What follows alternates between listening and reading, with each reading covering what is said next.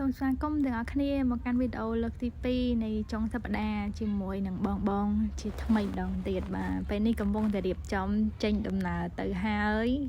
នៅតាមផ្លូវបាទឈប់ចាំស្តុប2004យើងហ្នឹងណាអូមួយទៀតអត់ទាន់ប្រាប់បងប្អូនអ្នកគ្នាថាយើងត្រូវចេញដំណើរទៅណាត្រូវអត់ថ្ងៃនេះយើងទៅលេងនៅវត្តភ្នំស្អាងហើយនឹងCoco Farm នៅស្រុកស្អាងខេត្តកណ្ដាលនេះសកម្មភាពជិះម៉ូតូបាទកាត់តិចទៅយើងមកដល់ខេត្តកណ្ដាលហើយនៅ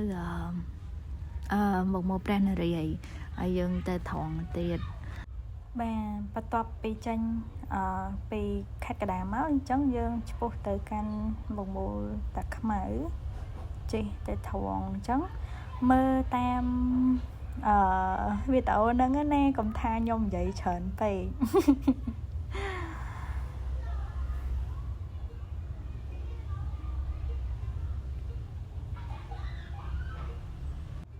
មកបងតៃ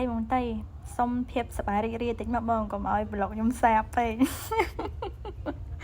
ឡូវនេះយើងចេញមកដល់ស្អាងហើយមើលទេសភាពតាមដងផ្លូវនិយាយទៅបែបអារម្មណ៍ស្រស់ស្រាយហ្មងណាមេឃឡើងសតុំល្អ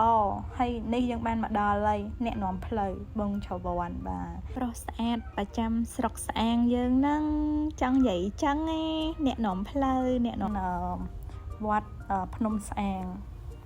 កន្លែងដំបងដែលយើងទៅហ្នឹងណាជិះតាមផ្លូវហើយក៏ឃើញផ្កាឈូកហ្នឹងឡើងស្អាតហើយចាំមើលមកវិញចាំសាក់ចូលថតរូបមើលចង់ដឹងថាទេសភាពវាស្អាតថែមមកកម្រិតប៉ុណ្ណានេះបងប្អូនចូលមកដល់យើងឃើញផ្លាកខ្លងទ្វារវត្តណាយើងជិះមកត្រង់ទៀតទៅត្រង់រហូតយើងបានឡើងមកដល់វត្តភ្នំស្អាងហើយកំពុងតែធ្វើដំណើរចេញទៅកំពុងតែពិភាក្សាគ្នាថាគួរជិះចរាយន្តឬក៏ឡើងតាមចរាយជើងតែយូមកម្ដងនេះបងចង់សាកថាចរាយន្តគេហ្នឹងណាមានអារម្មណ៍វាបែបម៉េចចឹងណាហើយទៅដល់នៅលើអារម្មណ៍កាន់តែស្រស់ស្រាយធម្មជាតិពិតតែម្ដងខ្យល់បក់ឡើងវូនិយាយទៅនៅខាងលើហ្នឹងដូចជាមើលឃើញពលានទៀតពលានយន្តហោះថ្មីហើយទេសភាពក៏មើលឃើញ Coco Farm ដែរកន្លែងដើរលេងមួយទៀតកំភៃបងកំភៃទៅអត់អីទេអូយ happy ចាំមើលឡើងទៅដល់នៅលើនៅក្នុងចរាយន្តហ្នឹងគេយកម្នាក់2000ដែលយើងបានឡើងទៅលើហ្នឹងណា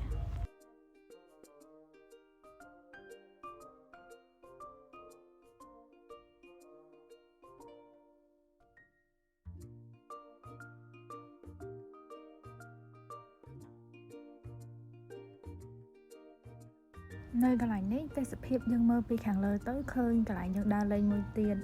នៅ Coco Farm ហើយនឹងកន្លែងនេះគឺជាកន្លែងពលានយន្តហោះថ្មីដែលនិយាយថាឡើងវត្តហ្នឹងមើលឃើញទេសភាពស្អាតហើយខ្ពស់ហ្នឹងឥឡូវយើងថតរូបថតអីហើយឥឡូវយើងចាប់ផ្ដើមចេញដំណើរចុះតាមចរាចរណ៍ទៅវិញហើយ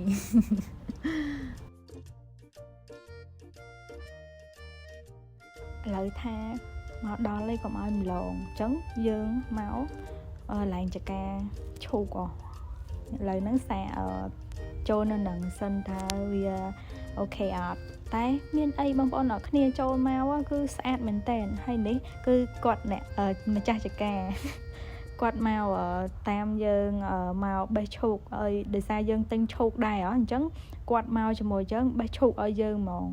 នៅនឹងស្អាតណាហើយពេលថតរូបទៅគាត់យកតែម្នាក់1000ទេថតរូបហ្នឹងស្អាតគាត់រស់រាយណាពេលយើងមកដល់សួរនាំយើងមកលេងនៅណាអីនៅណាអញ្ចឹងហើយវាថាគាត់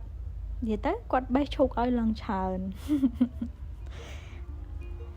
អូយនេះបងធំការពារចកាឈូកបាទបងខ្មៅសូមចូលវីដេអូដែរមកបងអូយមានអារម្មណ៍ថាក្តីសុខហ្មង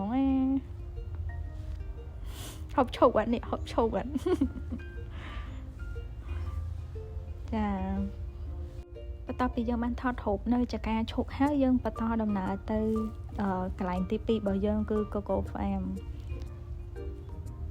និយាយទៅពេលដើរគ្មានអីខ្លាំងជាង Google Map ទេពេលដែលវែងផ្លូវហ្នឹងនេះចង់និយាយថាមកជិះតាមខ្ញុំមកមិនភ័យទេតែដៃកាន់ Google Map ឥឡូវយើងមកដល់ហើយមកដល់កន្លែងCoco Farm ហ្នឹងហើយអានេះឆ្លក់ចូលពេលដែលយើងចូលទៅឥឡូវយើងបានចូលមកដល់ក្នុងហើយដំបូងយើងចូលទៅយកសវត្តសិនណានៅក្នុងហ្នឹងម្នាក់10000ហើយយើងទៅថ្ងៃអាទិត្យអញ្ចឹងមនុស្សឡើងច្រើនពេញនឹងហ្មងតែបើសិនជាថ្ងៃធម្មតាដូចជាច័ន្ទសុក្រអីហ្នឹងមនុស្សតិចទេនេះយើងបានមកដល់ក្នុងហើយសវត្តហ្នឹងអាចដូរភេសជ្ជៈបានចូលមើលសត្វបានហើយដូរទឹកញ៉ាំបានទៀតនៅកន្លែងហ្នឹងមានច្រើនមានចូលមើលសត្វមានអីចឹងណាហើយឥឡូវយើងបានមកជួបជុំគ្នាហើយពងតែរៀបចំញ៉ាំបាយញ៉ាំអីយ៉ាក្មេងតូចជុំគ្នាញ៉ាំបាយសិនបានចេញប្រតិបត្តិការដើរថតរូបលេង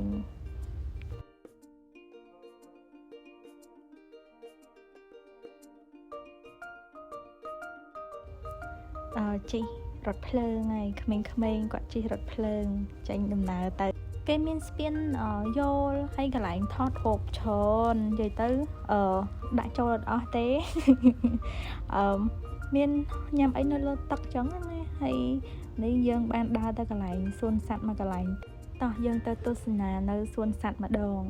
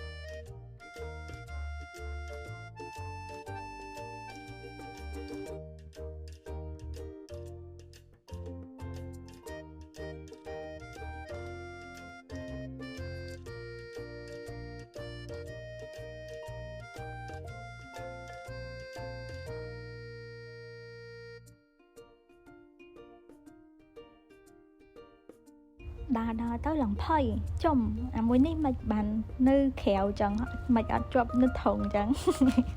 និយាយលេងទេវីដេអូនេះបានមកដល់ទីបញ្ចប់ហើយជំរាបលាអ្នកនរគ្នាបងធ្វើសប្បាយមួយបងវីដេអូហ្នឹងចប់អីតាបងចប់អីឥឡូវបាយមួយមកហ្នឹង